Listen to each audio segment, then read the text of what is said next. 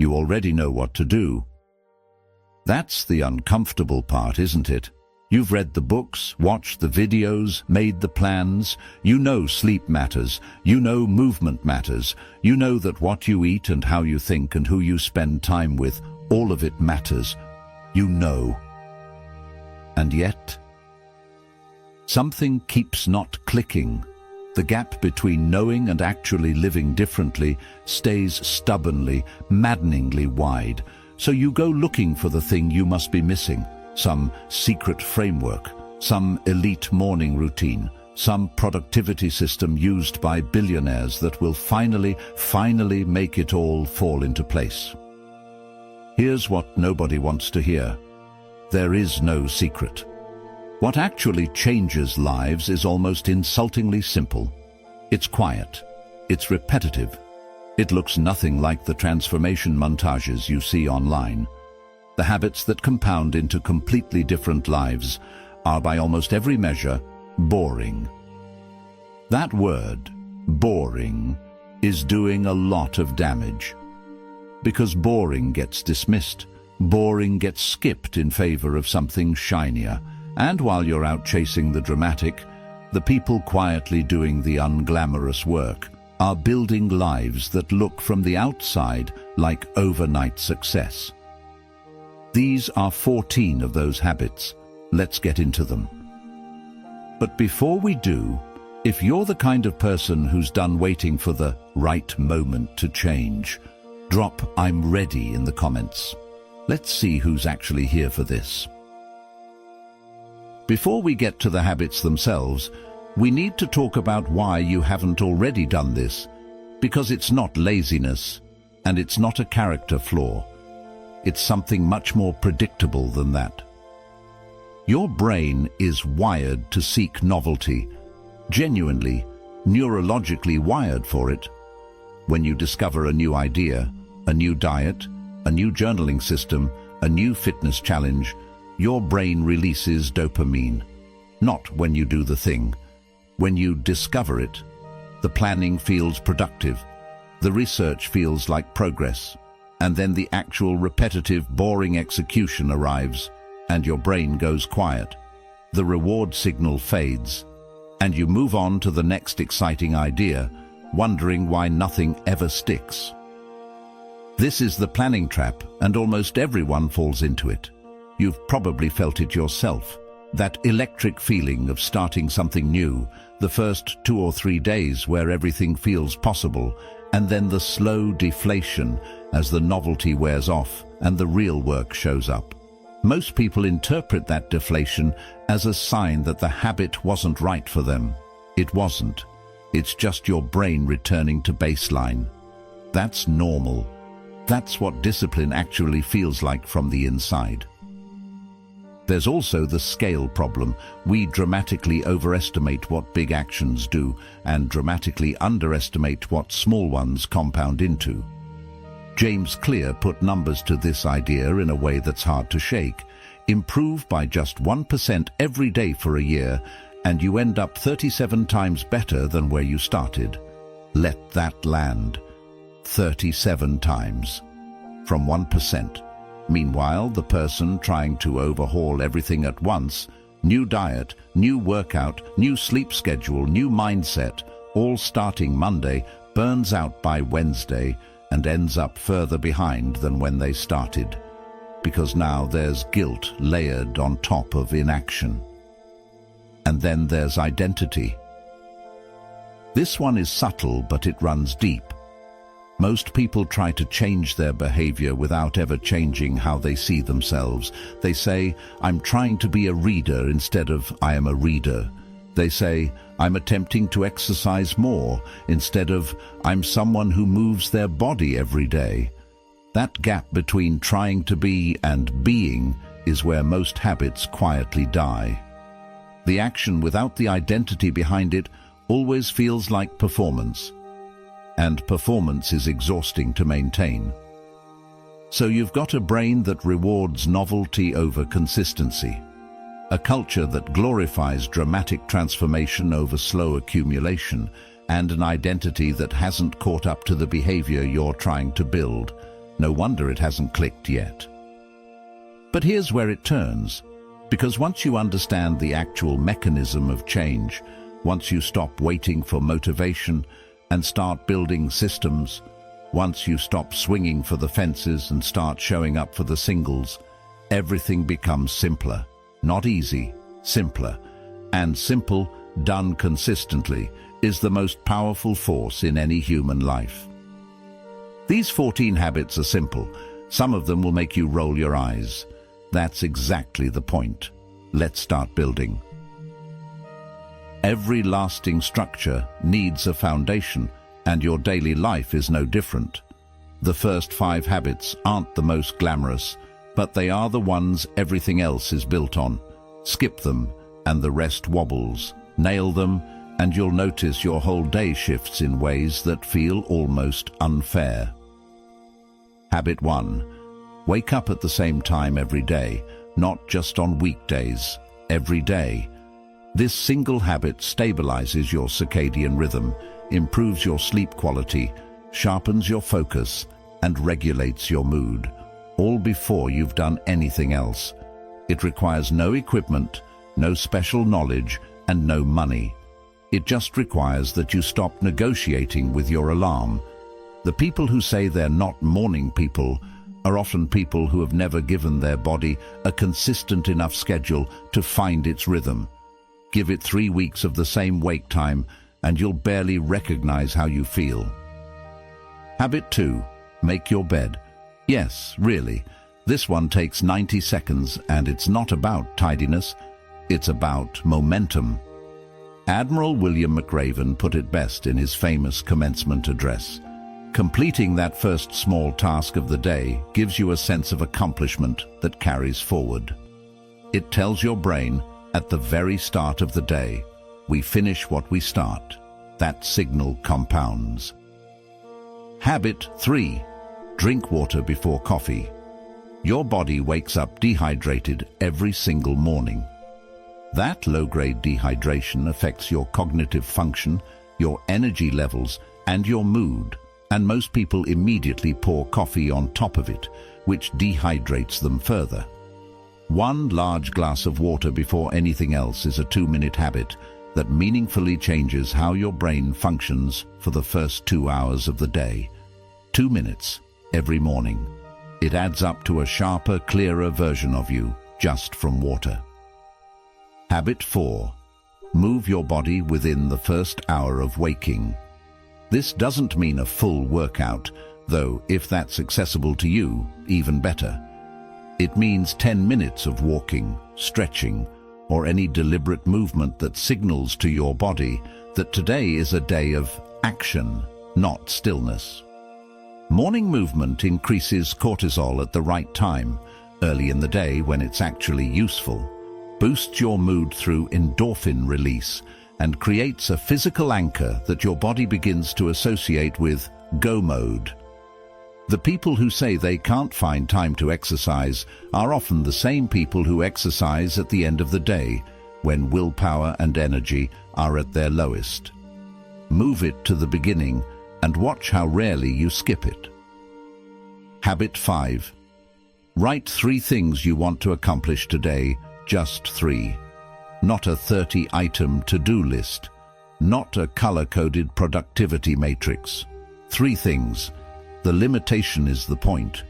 When you force yourself to identify the 3 things that would make today a success, you engage with your priorities in a way that a sprawling list never allows. You're not managing tasks anymore. You're making decisions about what actually matters. This habit, practiced daily, gradually reshapes how you think about your time. You stop filling your day with the urgent and start protecting space for the important. These 5 habits share something crucial. They are all about how you begin. The way you start a day creates a psychological template that your brain follows, often without you even noticing. A chaotic morning creates a scattered day.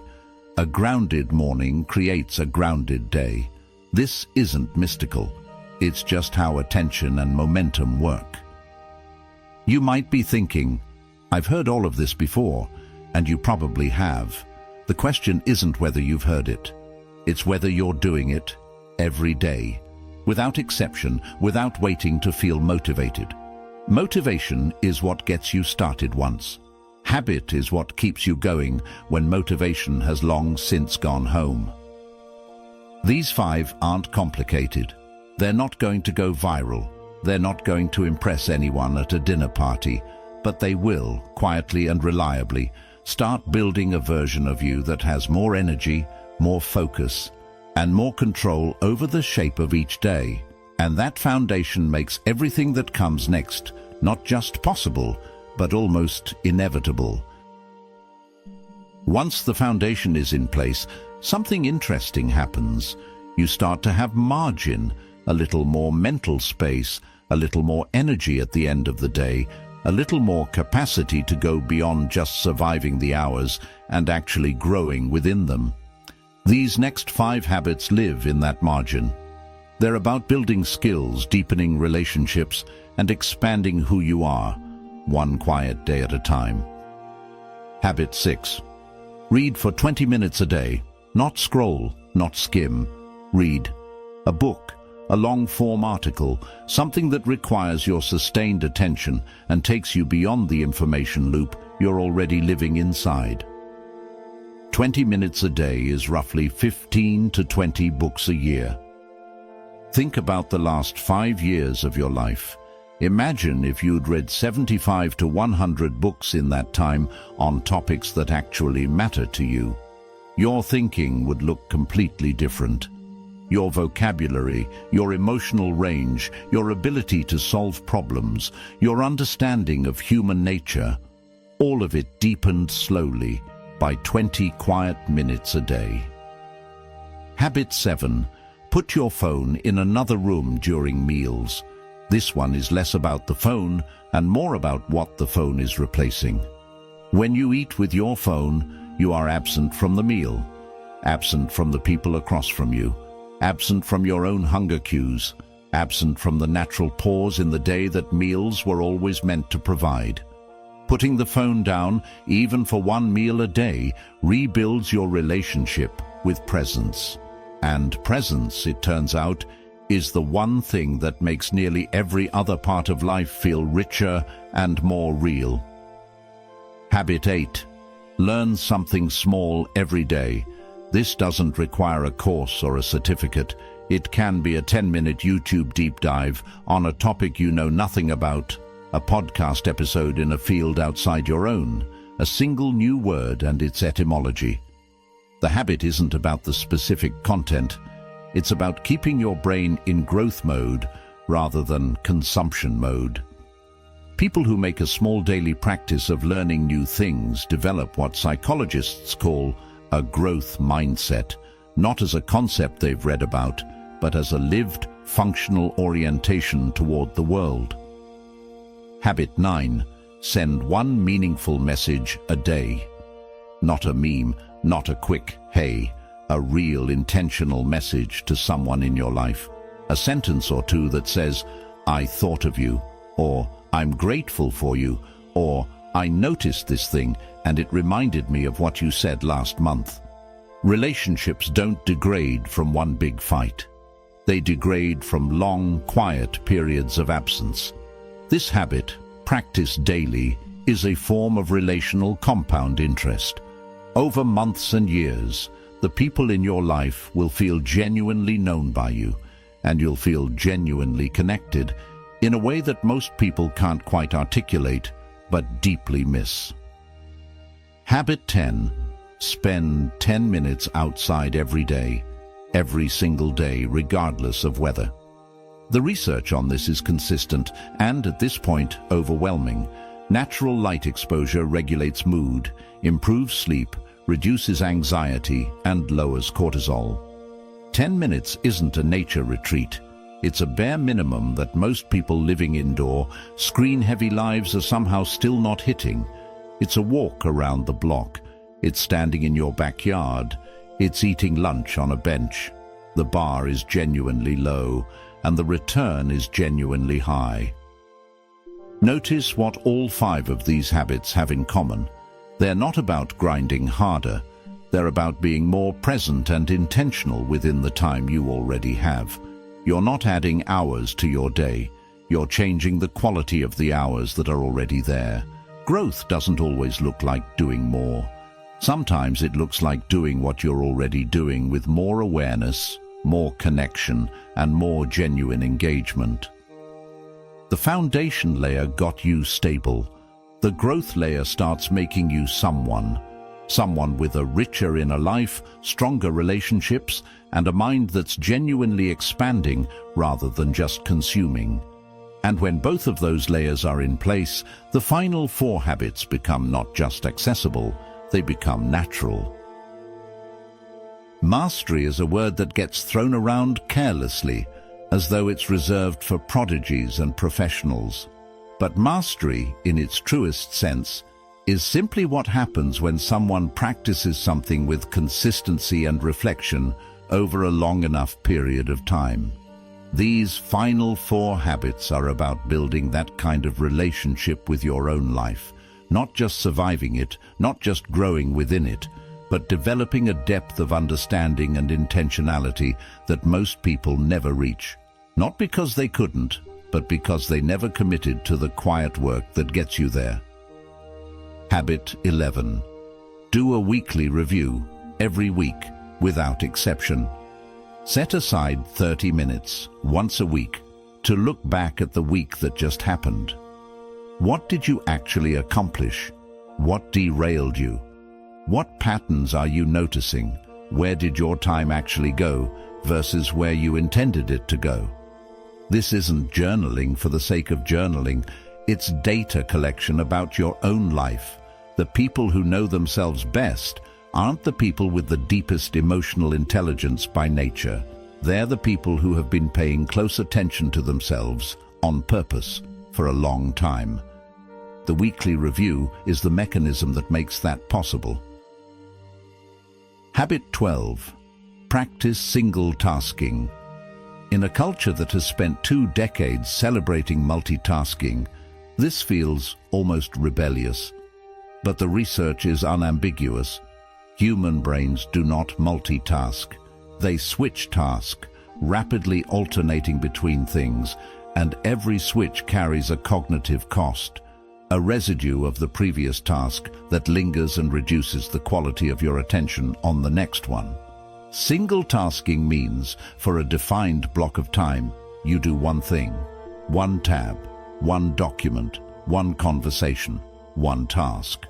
The quality of work that comes out of genuine, undivided attention is categorically different from the work that comes out of a fragmented, always half-distracted mind. Practice this daily, and you will within weeks produce better work in less time than you ever have before. Habit 13. Reflect for 5 minutes before bed. Not on your phone, not with a show playing in the background. Just 5 minutes of quiet reflection before sleep, asking yourself 2 simple questions. What went well today? And what would I do differently? This habit does several things simultaneously. It trains your brain to scan for the positive without ignoring the instructive, which is the foundation of genuine self-awareness. It processes the emotional residue of the day so that it doesn't follow you into sleep. And it sends a clear message to your subconscious mind about what you're learning, what you value, and what kind of person you're committed to becoming. 5 minutes before sleep every night. Habit 14. Do one hard thing every day on purpose. This is the keystone of everything. Not the hardest thing imaginable. Not an act of self-punishment. Just one thing that you would normally avoid because it's uncomfortable, inconvenient, or requires more effort than feels immediately rewarding. Make the difficult phone call. Sit with an uncomfortable emotion instead of numbing it. Write the paragraph you've been avoiding. Have the honest conversation. Do the workout when you don't feel like it. The habit of voluntary discomfort. of regularly choosing the harder path in small, manageable doses, does something profound to your relationship with difficulty. Over time, you stop experiencing challenge as a threat and start experiencing it as evidence that you're alive and growing. Epictetus wrote about this in a way that still holds. It's not what happens to you that determines your life. It's what you choose to do with what happens to you. Doing one hard thing every day is how you build the muscle that makes that choice possible. Here's what's worth noting about this final layer. These 4 habits are the ones most people never reach. Not because they require enormous effort, but because they require sustained intentionality. Anyone can do a weekly review once. Anyone can single task for an afternoon. Anyone can reflect before bed when they're on a retreat or a holiday. The mastery comes from doing it when life is busy and messy and nothing feels inspiring. That's when it counts. That's when it compounds. And that's the through line of all 14 habits. Not one of them is complicated. Not one of them requires resources most people don't have.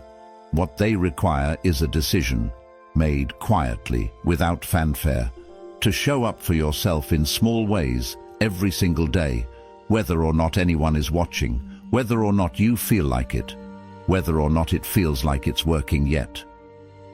It is working. It's always working. You just can't see the compound interest until enough time has passed.